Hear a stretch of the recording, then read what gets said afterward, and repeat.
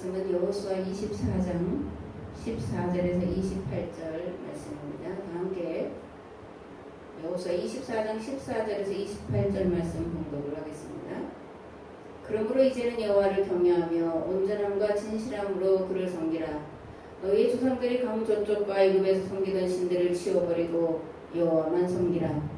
만일 여호와를 섬기는 것이 너에게 좋지 않게 보이거든 너희 조상들이 강 저쪽에서 섬기던 신들이든지 또는 너희가 거주하는 땅에 있는 아모리 족속의 신들이든지 너희가 섬길 자를 오늘 택하라. 오직 나와 내 집은 여호와를 섬기겠노라 하니 백성이 대답하여 이르되 우리가 결단코 여호와를 버리고 다른 신들을 섬기기를 하지 아니하오리니 이는 우리 하나님 여호와께서 친히 우리와 우리 조상들을 인도하여 애굽 땅 종되었던 집에서 올라오게 하시고 우리 목전에서 그 큰 이적들을 행하시고 우리가 행한 모든 길과 우리가 지나온 모든 백성들 중에서 우리를 보호하셨음이며 여호와께서 또 모든 백성들과 이 땅에 거주하던 아모리 족속을 우리 앞에서 쫓아내셨음이라. 그러므로 우리도 여호와를 섬기리니 그는 우리 하나님이심이니이다 하니라. 여호수아가 백성이 이르되 너희가 여호와를 능히 섬기지 못할 것은 그는 거룩하신 하나님이시요 질투하시는 하나님이시니 너희의 잘못과 죄들을 사하지 아니하실 것임이라. 만일 너희가 여호와를 버리고 이방신들을 섬기면 너희에게 복을 내리신 후에라도 돌이켜 너희에게 재앙을 내리시고 너희를 멸하시리라 하니 백성이 여호수아에게 말하되 아니니이다 우리가 여호와를 섬기겠나이다 하는지라.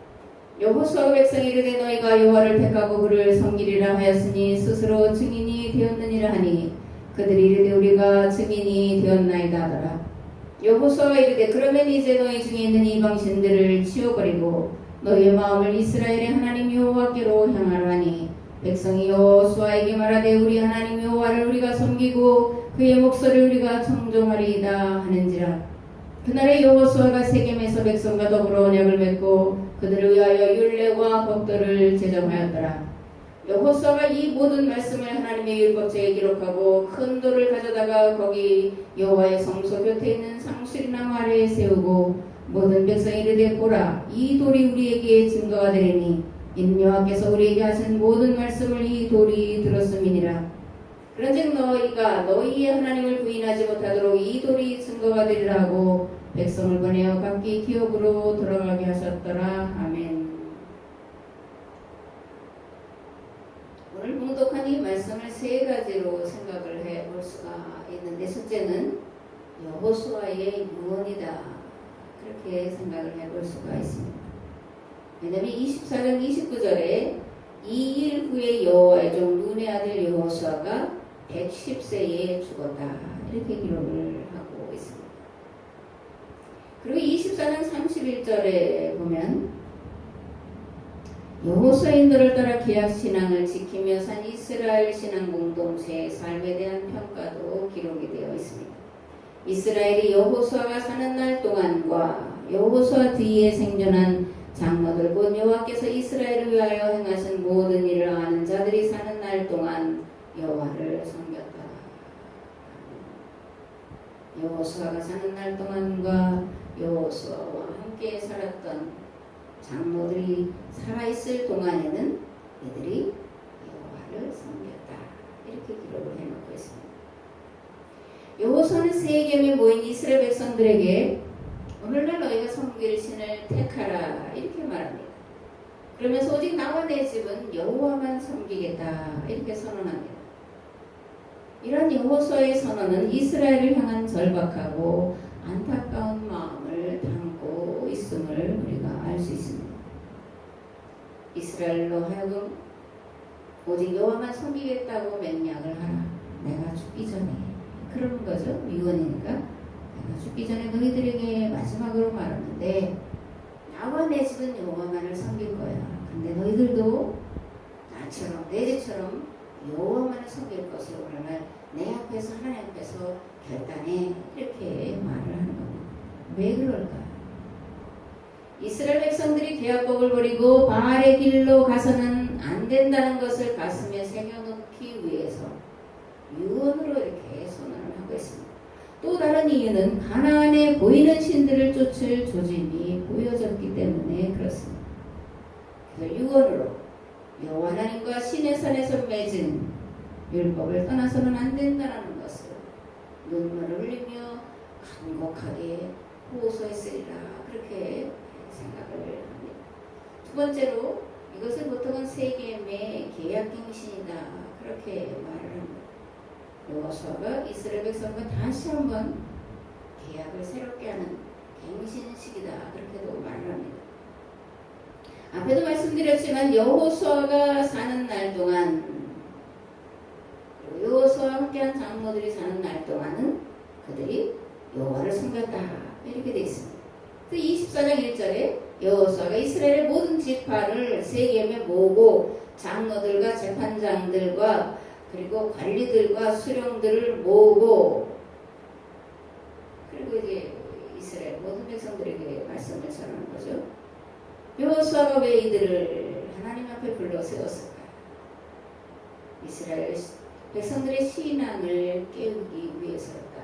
이렇게 말씀을 드렸습니다. 여호수아는 이것을 위해서 그들의 조상들의 역사를 쭉 이야기를 합니다.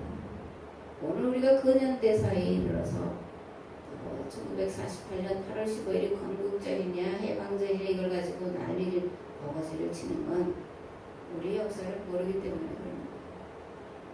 조선 왕조 대한제국은 망하고 대한민국이라고 하는 대한민국은 1948년 8월 15일에 건국됩니다.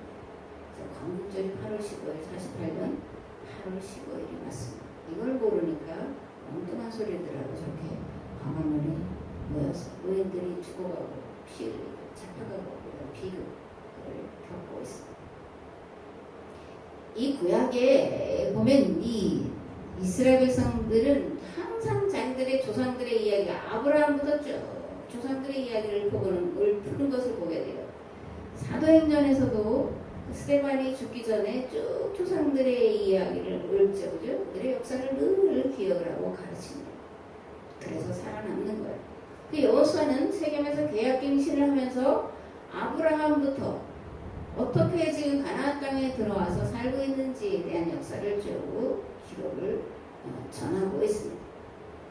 야곱과 그 자손들이 애굽에 내려간 것, 모세와 아론을 통해서 애굽에서 나오게 하신 것, 모압왕 발락이 갈대아 술사 발람을 불러가지고 이스라엘을 저주하라 그랬더니 발람이 도리어 이스라엘을 축복한 일, 그리고 모압 땅에서 모세가 죽은 일, 여호수아의 인도로 요단강을 건너고 여리고와 전 가나안을 해방시킨 일, 이런 것들을 쭉 되짚어 줍니다.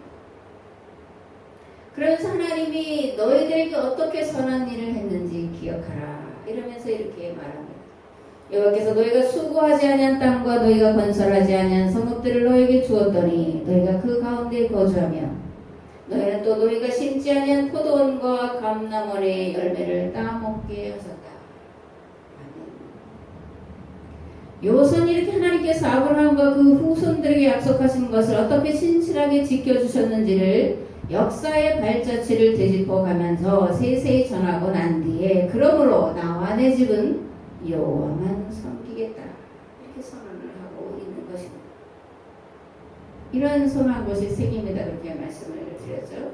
세겜은 이스라엘 역사에서 중요한 위치를 차지하고 특별히 여기에는 아주 유명한 지방성소가 있었습니다.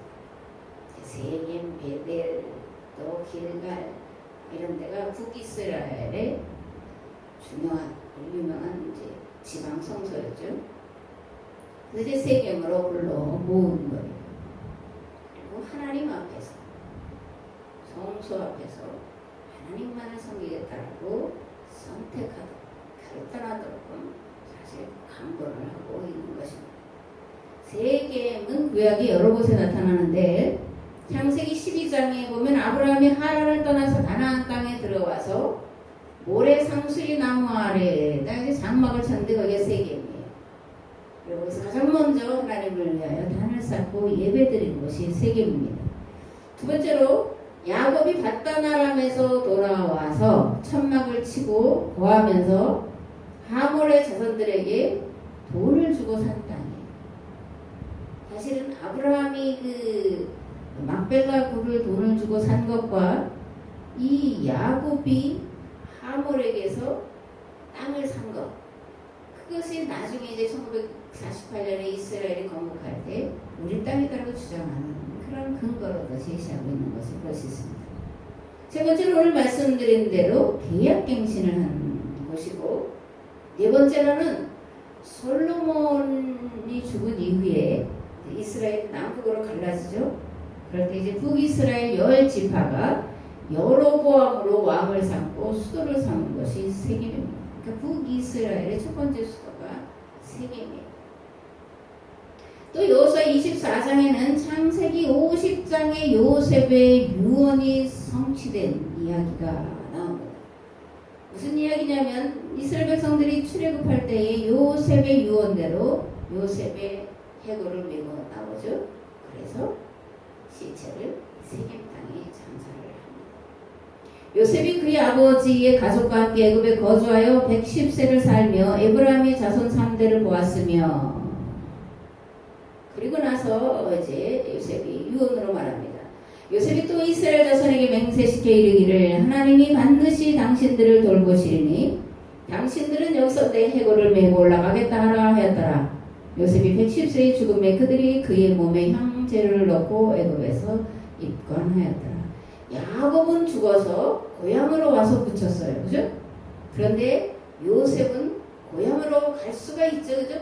최대 권력을 다 가졌는데, 그런데 요셉은 애굽 땅에 묻힙니다. 그러면서 하나님 반드시 우리를 돌아오실 텐데 다시 가나안 땅으로 돌아가게 하실 텐데 그때는 내 시체를 메고 가라. 이게 징표다. 요셉은 자기의 삶 자체도 내놓았지만 자기 죽은 몸까지도 내놓고 있는 것을 볼 수가 있습니다. 약속의 성취로 이제 그것을 메고 나오는 거예요. 세겜 땅에 장사를 하는 것이 여호수아 24장에 기록되어 있습니다. 이렇게 중요한 세겜, 지금 성소이면서 첫 번째로 아브라함이 제단을 쌓았던 곳에서 다시금 계약을 갱신하는 그런 일들을 여호수아가 하고 있는 것입니다. 그렇다면 여호수아는 왜 계약 갱신을 하고 있을까? 여호수아가 볼 때 지금 이스라엘의 신앙이 어떻다는 거예요? 계약 신앙을 잘 지켜 행하고 있다고 보는 걸까? 아닐까?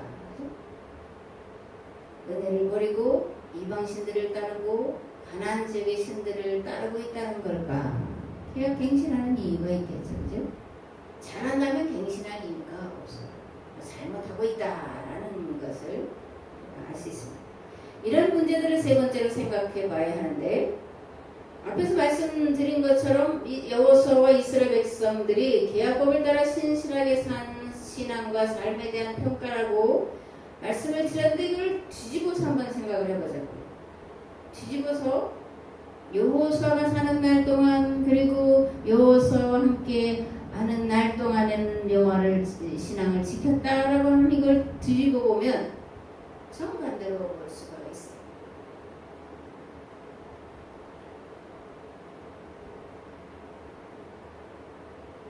이스라엘은 하나님이 애굽 땅 종되었던 것에서 인도해내시고 광야길을 인도해내시고, 그리고 요단강을 건너고 여리고를 정복하고 가나안 땅, 내가 짓지 않은 집, 또 뭐야, 내가 세우지 않은 성읍, 내가 가꾸지 않은 것들을 먹고 구하고 살게 하셨는데, 그런데 그 여호와 하나님을 따라 살아가는 계약 신앙을 따라서 살아가는 삶에서 벗어났다라는 것을 말을 하고 있는 거예요. 여호수아서는 역사서라고 지난주에 말씀을 드렸습니다. 역사서는 필요가 있어서 기록하는 건데 후대에 기록하는 거다, 그렇게 말씀을 드렸고, 이런 역사서든 율법서든 기록하는 시기는 바벨론 포로지다라고 말씀을 드렸습니다. 그러니까 구약을 이해하는 것에 이 바벨론 포로지라고 하는 것에 대한 기본 지식이 없으면 엉뚱한 소리를 하는 거예요. 문자대로 해석을 하게 되고 잘못된 유대인들의 방식대로 해석을 하든지 유대인보다 더 유대인스럽게 성경을 잘못 해석하게 기억을 해야 됩니다. 이스라엘이 왜 바벨론에 끌려갔냐고. 왜 땅을 빼앗기고 주권을 빼앗기고 노예가 됐냐고. 다른 데 있는 게 아니에요. 계약법을 지키지 않았기 때문에 그렇습니다. 땅은 계약법을 지키라고 주신 것이다. 그렇게 말씀을 지난주에 드렸죠. 근데 땅을 빼앗겼다라는 건 계약법을 지키지 않았다라는 말과 같은 거예요. 땅을 주신다라는 건 계약법을 실천하라고 주신다라는 것을 우리가 기억을 해야 됩니다. 이스라엘은 포로가 돼서야 비로소 계약법을 어긴 결과 제2의 애굽의 종살이를 하고 있다는 것을 비통한 심정으로 정말 그들의 표현대로 옷을 찢고 머리를 풀고 재와 티끌 가운데 뒹구르며 회개하고 있다는 것을 기록해 놓은 거예요. 애굽에서 요셉의 시신을 메고 가나안 땅 세겜에 장사한 것처럼 다시금 약속의 땅이여 조상들의 땅으로 돌아가리라는 꿈을 꾸고 있다는 것을 눈물로 고백을 하고 있다는 거예요.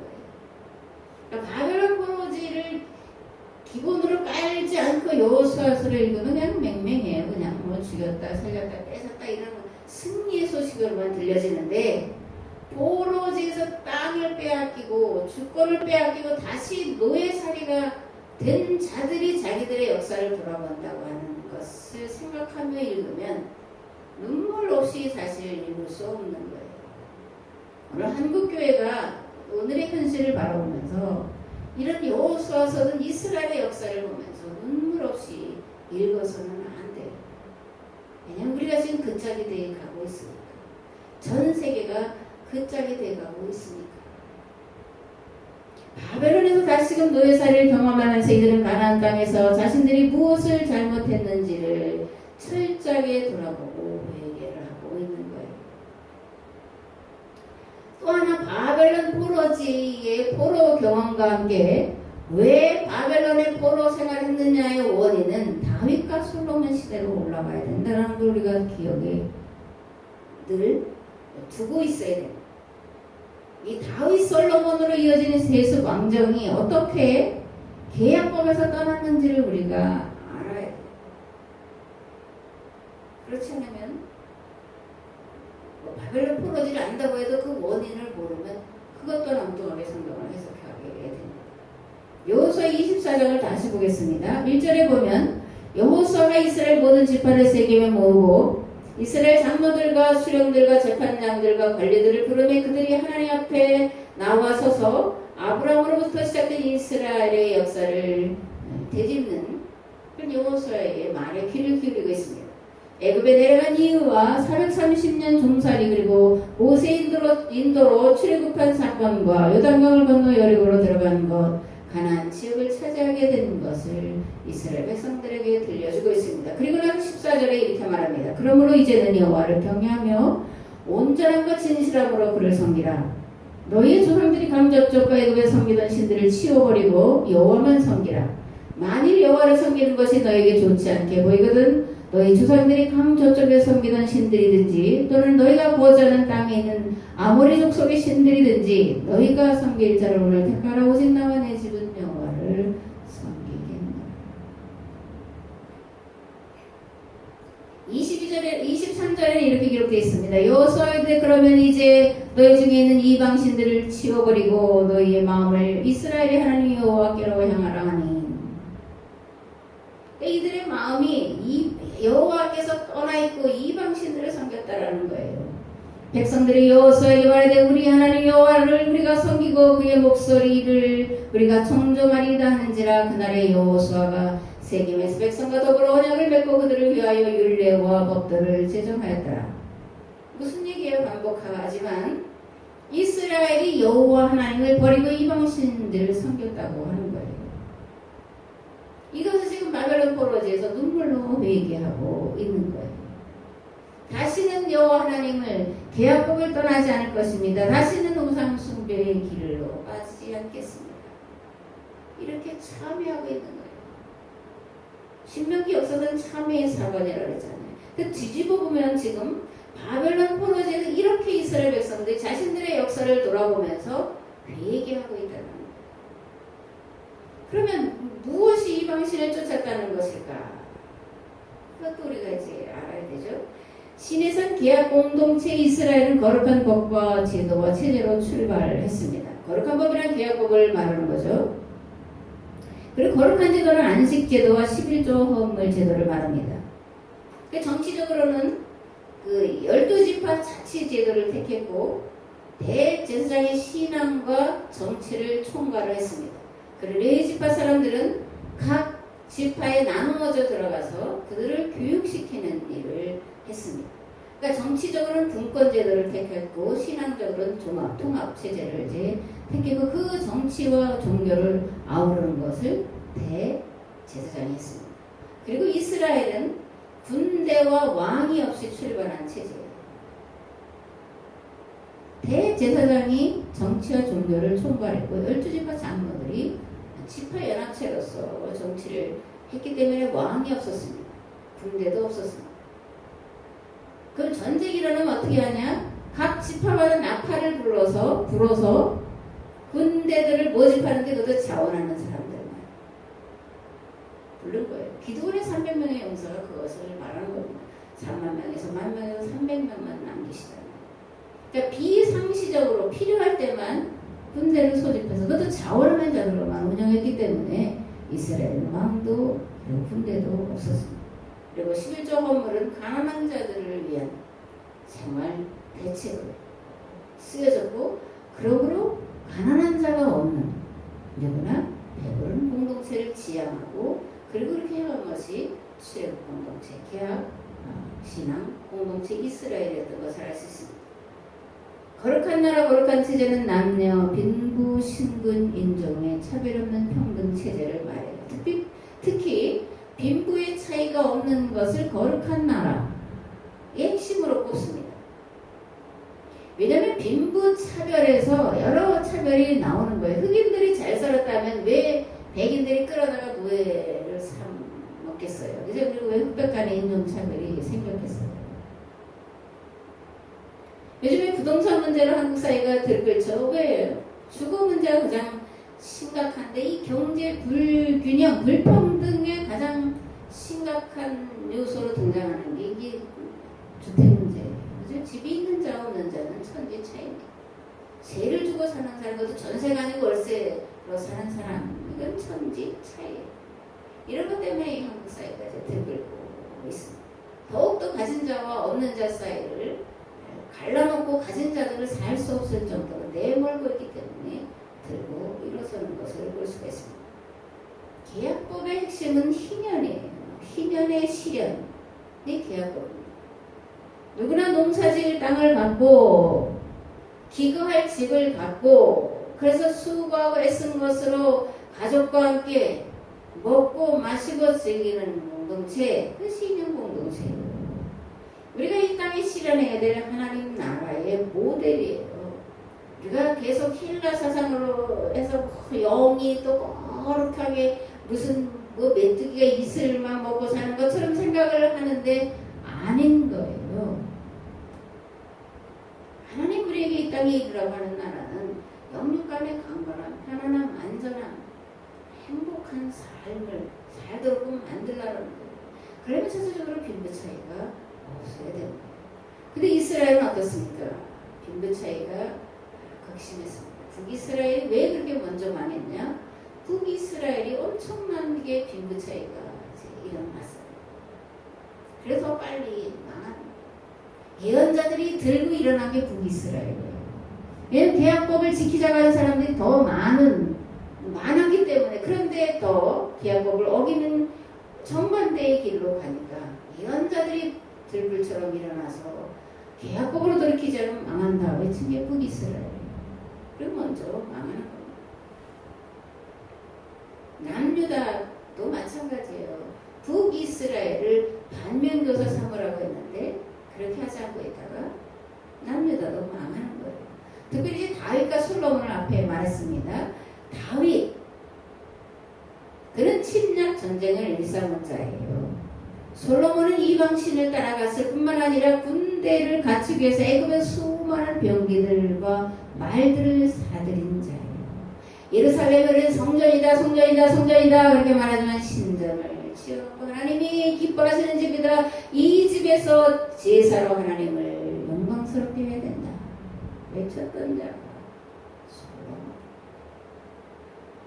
하나님의 말씀을 전해야 될 대제사장과 제사장들과 하나님의 말씀을 가르쳐야 될 레위인들을 한갓 제사 지내는 거기에 허드렛 일하는 자들로나 만들어 놓고 왕이 참모로 만든 자들이 다윗과 솔로몬. 그래서 포로 생활을 다시 겪는 겁니다. 다윗의 잘못을 한 가지만 들어보면 사무엘하 24장에서 찾아볼 수 있는데 다윗이 인구 조사를 합니다. 요압이 반대를 해요. 이 백성들이 얼마든지 간에 왕이 하나님 여호와께서 100배나 더하게 하실 텐데 왜 인구를 조사하냐. 그렇게 말리는데도 요압의 말을 듣지 않고 인구 조사를 9개월 동안 합니다. 9개월 동안 인구 조사를 하고 마치고 돌아왔더니 하나님이 가세에게, 선지자 가세예요. 가 선지자에게 이렇게 말하는데 세 가지 선택하라. 7년 기근을 당할 거냐, 네가 원수들에게 쫓겨서 석 달 동안 도망갈 거냐, 아니면 사흘 동안 전염병이 있을 거냐. 다윗이 뭘 선택을 해요? 사흘 동안 전염병이 있을 것을 선택을 해요. 그래서 몇만 명이 죽었을까요? 7만 명이 죽었어요. 사실 이때 다윗은 내가 3개월 동안 내 대적들에게 쫓겨다니겠습니다 했어야 됐어요. 다윗의 신앙의 모델로 삼지만 아니에요. 애꿎은 백성들 7만 명이 죽었어요. 그러면 왜 인구조사한 게 뭔 내수라고 7만 명이나 죽어야 되냐. 침략전쟁을 해서 다윗은 군대를 이렇게 기수할 거예요. 우리 군대 숫자가 얼마나 많으냐, 얼마나 강한 무기를 가졌냐, 주변 나라를 쳐들어가자. 하나님께 무섭게 심판을 하신 겁니다. 뒤에 솔로몬은 지방 성소를 다 회파하고 신전을 지어놓고 그리고 지파 자치제도를 없애버리고 중앙 집권체제를 해요. 그래서 어떻게 됐어요? 남과 북으로 나누어지는 거예요. 그래서 북이스라엘은 721년에 남유다는 586년에 망하고 남은 자들이 바벨론의 포로로 끌려가는 거예요. 여호수아서는 참의 사관으로 기록된 역사서라는 것을 잊지 말아야 됩니다. 그리고 바벨론 포로 생활을 다시금 경험하게 된 뼈아픈 원인은 다윗 솔로몬으로 이어지는 왕정기에 만들어진 제사신학, 성전신학이라는 것도 우리가 잊지 말아야 됩니다. 신해산 계약법의 특징이 무엇일까? 간략하게 말씀을 드리겠습니다. 첫 번째로 사람을 위한 법이에요. 우리가 하나님을 위해서 존재하나, 하나님을 위해서 존재하나. 이 물음도 우리가 신앙생활 하는데 첫 번째 물어야 될 물음이에요. 하나님이 우리를 위해 존재하실까?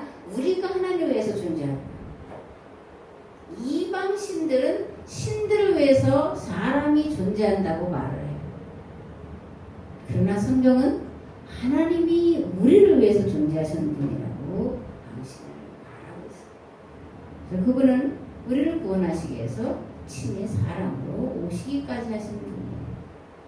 우리가 믿는 예수 그리스도는 하나님이십니다. 하나님이 하나님이신 것을 버리시고 이스라엘이 계약법을 어기고 감으로 세상을 구원할 길이 막혔을 때 새로운 길을 여시려고 그 몸을 찢어서 열어놓으셨다고 히브리서는 고백을 하고 있습니다. 두 번째로 이 신해산 계약법은 교육 중심의 법이에요. 모든 이스라엘 백성들은 다 율법으로 교육을 받게 만들었습니다. 지금 왜 이스라엘이 세계의 정치 경제를 다 주력을 잡고 있냐? 그들이 율법서를 가지고 공부를 하기 때문에 그렇습니다. 벗어난 길, 잘못된 길로 갔지만 그러나 그 말씀은 율법서는 하나님의 말씀이기 때문에 그것을 가지고 연구하고 토론하면서 세계를 지배할 창조적 그런 생각들을 그들이 할 수가 있는 거예요. 세 번째로 이 신해산 계약법은 가난을 청산하는 겁니다. 계약법의 핵심이 안식제도와 11조와 헌물제도다 이렇게 말씀을 드렸습니다. 또 한 가지 물어볼게요. 가난을 실천하는 게 맞을까? 가난을 청산하는 게 맞을까? 이게 불교와 기독교, 또 헬라 철학, 헬라 사상과 기독교와 다른 것을 구별할 때 이것도 하나의 중요한 요소예요. 가난을 청산해야 될까? 가난을 실천해야 될까? 뭐가 좋겠어요? 가난을 실천할까? 가난을 없애버릴까? 가난 없애버려야죠. 다 배불러야지. 다 자기 집 가지고 살아야지. 다 편안하게 평등하게 살아야죠. 그죠? 너무나 잘한 얘기지만 성철이라는 종이 있었는데 그는 수십 번 꿰맨 누더기를 걸친 그 무소유를 실천했다고 해서 아주 칭송을 받았는데 그게 맞냐고요. 누더기 걸치고 살라고 하면 누가 살겠어요? 자기는 안 살고 그 사람이 살으니까 대단하다 그렇게 말하지만 대단한 게 아니에요. 한동안 한국교회에 노숙자들 바꿔주는 일, 그리고 교회에 몇십 명이 돈 받으러 오더라고요. 1,000원, 500원 이렇게 받으러 오는 일들이 있었는데 그게 과연 잘한 일인가? 지금은 없어졌지만 한동안 교회들마다 아주 문을 열어놓을 수 없을 지경까지 됐었는데 이 교회가 그게 뭐 세상을 섬기는 거다라고 착각을 해서 그런 겁니다. 교회는 그렇게 어디에 돈 구걸하러 다니는 일이 없도록 하라 그렇게 가르치는데요. 바꿔주는 데 가서 그 무료 급식 받아먹는 일 없도록 해라. 그런 사람 없도록 교육시켜라. 철저하게. 네 밥벌이는 네가 해라. 그렇게 가르치는 게 교회예요. 그리고 부모, 거기 보면 자식이 있는데도 오는 사람이 있어요. 그죠? 왜 그래? 자식이 밥을 안 준다 그래서 오는 사람들이 있어요. 성경은 뭐라고 말하냐고요? 네 부모를 공경하라고 말해요. 자신 부모를 공경해야 돼요. 그게 하나님의 법이에요. 계약법이에요. 교회가 그걸 안 지키면서 계약법 소리도 안 하죠. 그죠? 하나님을 잘 믿는다. 구원 받았다고 말하는데, 물 성설이라는 거예요. 그 말이죠. 물 성설이 말이 안 돼요. 너는 네 하나님 여호와께서 명령한 대로 네 부모를 공경하라. 그리하면 네 하나님 여호와가 네게 준 땅에서 네 생명이 길고 복을 누리리라. 이게 성경이 약속하는 하나님 우리와 맺은 계약법의 내용이에요. 네 번째로 거룩한 법입니다. 계약법의 두 근간이 안식제도와 11조와 절기, 헌물이라고 말씀을 드렸습니다. 안식은 인간의 기본 권리예요. 그리고 행복 추구권입니다. 모든 인간들은 하나님 안에서 쉴 수 있어야 돼요. 쉬어야 주일날 와서 말씀을 듣고 그리고 그 말씀을 실천할 수가 있습니다. 그러려면 경제, 돈에서 자유로워야 돼요. 집이 있어야 돼요. 일자리가 있어야 돼요. 가족이 모여서 함께 밥을 먹을 수가 있어야 돼요.